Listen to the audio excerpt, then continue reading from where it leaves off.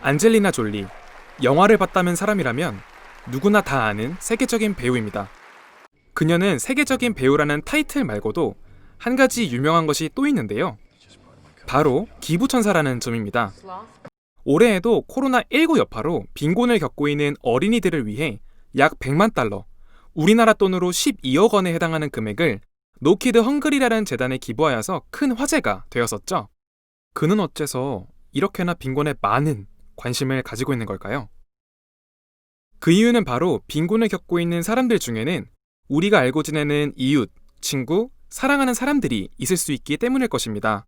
우리나라만 보더라도 빈곤에 처해 있는 사람은 정말 많습니다. 이처럼 빈곤은 우리와 멀리 있는 것이 아닙니다. 그래서 빈곤에 대해 해결하고자 하는 노력들이 국제적으로 일어나고 있는데요.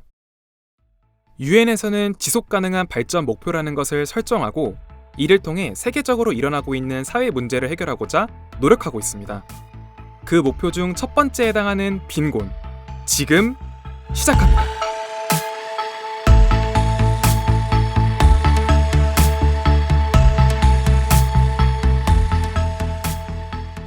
여러분, 여기 2달러가 있습니다. 우리나라 돈으로 2,200원에 해당하는 돈인데요. 지금부터 여러분은 이 2달러를 가지고 하루를 사셔야 합니다. 어떻게 해야 할까요? 솔직히 말해서 저는 어떻게 해야 할지 감도 안 잡혀요. 근데 여러분, 이 2달러로요, 하루를 버티며 사는 국민들이 전체 국민의 75%에 해당하는 나라가 있다면 믿으시겠나요? 소말리아가 바로 그런 나라라고 해요. 소말리아는 1인당 국민 소득이 600달러, 그러니까 우리나라 돈으로 66만 원으로 세계 하위권에 속하는 나라인데요. 왜 이렇게 된 걸까요? 알려진 바에 따르면 국제사회는 소말리아에 많은 노력을 하고 있다고 해요. 미국이 평화 유지군을 보내는가 하면 유엔에서는 대규모 구호 활동을 하고 있다고 하는데요. 이런 국제적인 도움에도 불구하고 소말리아는 상황이 눈꽃만큼도 나아지질 않고 있다고 해요. 그 이유가 뭔지 알고 보니까 충격적인 사실을 알 수가 있었습니다. 소말리아는 아직까지도 군부들 간의 내전을 하고 있는 상황이고 무정부 상태라고 해요. 국제 원조를 받아서 올바르게 정치할 정부가 없다 보니 어렵게 도착한 구호품은 대부분 내전을 일으킨 군벌들이 차지하게 돼버리는 거죠. 상황이 이렇다 보니 구호품을 받아야 할 국민들은 아무런 지원을 받지 못하고 계속 가난할 수밖에 없는 거예요. 농경과 목축으로 생계를 이어나가던 소말리아 국민들은 잦은 전쟁으로 경작조차 못하고 있는 거고요. 국민이 자신의 힘으로 삶을 살아갈 수도 없다 보니 나라의 기둥이 될 아동, 청소년, 청년들은 받아야 할 교육을 받지 못한 채 끊임없는 빈곤과 가난에서 허덕이고 있어요. 청년들이 생계유지를 위해서 전쟁에 뛰어들게 되고 그 결과 내전이 계속되는 거고요. 소말리아는 이런 악순환이 반복되고 있는 상황입니다. 이 연결고리들이 보이시나요? 이렇듯 빈곤은 정치적인 측면, 경제적인 측면, 보호적인 측면, 인적인 측면, 사회문화적인 측면에서 복잡하게 다양하게 발생하고 있어요. 그렇다면 각 나라에서는 빈곤을 어떻게 대처하고 있는지 한번 보도록 할게요.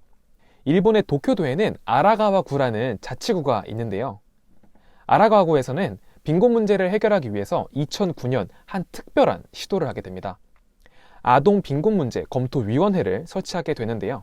아동 빈곤과 사회 배제 문제에 관한 연구 프로젝트를 다양하게 진행했다고 해요. 프로젝트에서는 많은 해결 방안이 나왔는데요. 그 중에 대표적으로 한 가지만 보도록 할게요.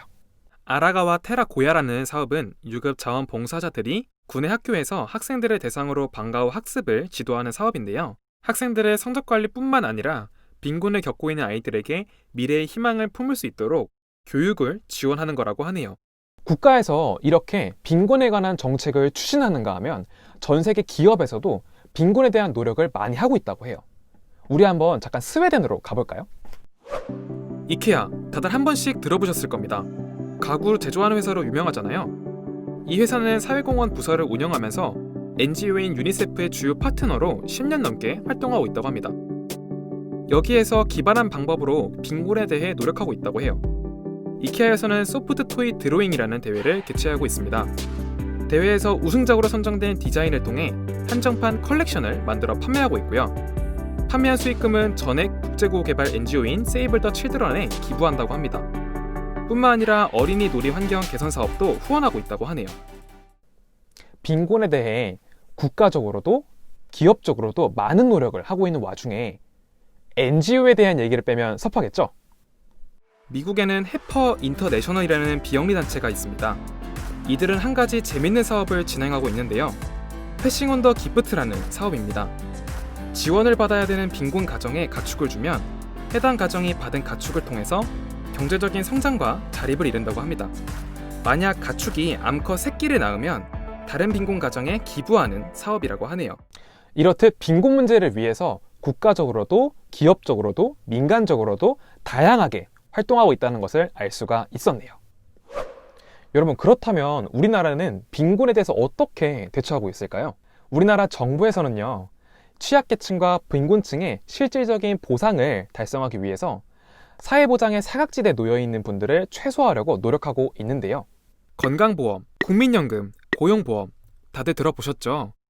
이런 걸 사회보장제도라고 하는데요. 이런 제도적인 틀은 완성은 했지만 여전히 사각지대에 놓여있는 인구가 있는 상태고 제도의 지원 수준도 필요에 비해 충분하지 못한 상황이라고 합니다. 이를 위해서 가입 대상의 확대와 더불어 실질적으로 보험료를 납부할 수 있는 제도적인 지원 장치를 확대할 계획에 있다고 하네요. 국가만 열심히 노력하면 우리 사회가 무조건 나아질까요? 글쎄요. 빈곤 해결을 위해서 정책을 아무리 만든다고 한들 모두가 빈곤에서 벗어날 수 있다고는 장담할 수 없을 것 같아요. 그래서 우리나라 기업들이 발벗고 나섰습니다. LG는 정말 많은 사회공헌 활동을 하고 있습니다. 저소득계층의 어린이들 독서 환경을 위해서 어린이 문고를 지원하는가 하면 예체능과 이공계 계열의 어린이들을 지원하고 있다고 하네요. 또한 카카오에서는 가치가치라는 모금 서비스를 운영하고 있고 CJ 대한통운에서는 해당 지역에 거주하는 노인을 택배기사로 채용하는 일자리 사업을 하고 있다고 해요. 우리나라에서도 빈곤 문제 해결을 위해서 NGO가 적극적으로 나서고 있는데요. NGO인 굿네이버스는 빈곤 가정의 아동을 지원하는 사업을 진행하고 있는데요. 위기가정 지원 사업을 통해 빈곤 아동들이 위기 상황에서 벗어날 수 있도록 지원하고 있다고 하네요. 우리나라에서는 기업, 시민, 정부가 빈곤 해결을 위해서 함께 힘을 모아서 노력하고 있기도 한데요. 이것을 콜렉티브 임팩트라고 합니다.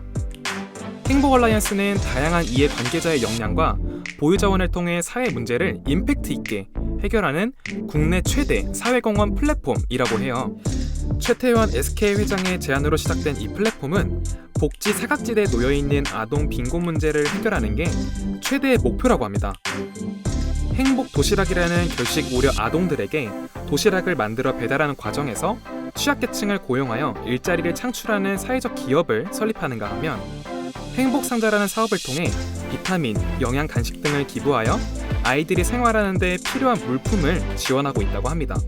이 과정을 통해 복지 사각지대에 놓인 아동을 위한 세이프티 넷이라는 시스템을 구축하여 코로나19 사태로 일상이 멈춰버린 대구, 경북 지역에 단 하루 만에 멤버사를 통해 현금 3억 5천만 원, 1억 5천만 원 상당의 행복상자 구성품 등 총 5억 원을 모아 기부했다고 해요. 또한 28일 동안 1,500명의 아이들에게 총 4만 2천씩을 지원했다고 합니다. 우리가 즐겨 마시는 커피, 저도 참 좋아하는데요. 대한민국의 커피 소비량은 전 세계 11위 정도로 굉장히 높은 양을 자랑합니다. 하지만 이 커피 한 잔의 이윤 분배는 어떻게 될까요? 알고 보면 커피만큼이나 씁쓸한 상황이라고 합니다. 저와 함께 알아보시죠. 커피 한 잔에 들어가는 비용의 가공비, 유통비, 판매업자의 이윤이 93.8%를 차지하고 커피를 재배하는 농가의 수입은 0.5%밖에 되지 않습니다. 0.5%라... 이를 해결하기 위해 공정무역이라는 것이 있다고 합니다. 공정무역은 제품을 통해 선진국의 소비자가 저개발국의 최저 가격을 보장함과 동시에 현지 생산 계층의 생활을 지원하고 있고요. 아동노동을 근절하며 친환경 농업을 유도하고 있다고 해요. 현재 세계적으로 공정무역 커피는 전체 교역량의 0.1% 정도라고 해요. 굉장히 적은 수치인데요. 매년 20-30%씩 늘고 있는 만큼 희망을 기대해 볼 수 있을 것 같네요. 이렇게 공정무역 제품을 활용해 보는 것 또한 우리가 실천해 볼 수 있는 작은 발걸음이 되지 않을까요? 자, 여러분, 먼 길 달려오셨습니다. 지금까지 우리는 지속가능한 목표의 1번인 빈곤에 대해서 알아봤는데요. 빈곤은 왜 생기는지, 국가와 기관은 어떻게 대처하고 있는지, 또 우리가 할 수 있는 작은 실천이 가지는 의의까지 함께 살펴봤는데요. 어때요? 유익하셨나요? 살펴본 것과 같이 빈곤은 절대로 한 가지 이유만으로 나타나지 않는다는 것을 꼭 기억하였으면 좋겠습니다. 사실 우리가 살아가고 있는 지금 이 순간에도 새로운 유형의 무언가가 새로운 빈곤을 만들어내고 있는데요. 바로 코로나입니다. 코로나로 인한 빈곤은 전 세계적으로 우리 모두가 처음 맞이하는 국면이니만큼 앞으로 우리 모두가 관심을 가지고 대처해야 할 과제가 아닐까 해요. 세상에는 빈곤을 제외하고도 해결해야 할 문제가 참 많은데요. 환경 문제를 뺄 수 없죠. 그래서 다음 시간에는 그와 관련된 첫 번째 육상 생태계에 대해서 이것이 왜 이슈가 되는지, 그리고 어떤 문제가 있는지, 우리가 할 수 있는 것은 무엇이 있는지 알아보는 시간을 갖도록 하겠습니다. 그럼 지금까지 콩이었습니다.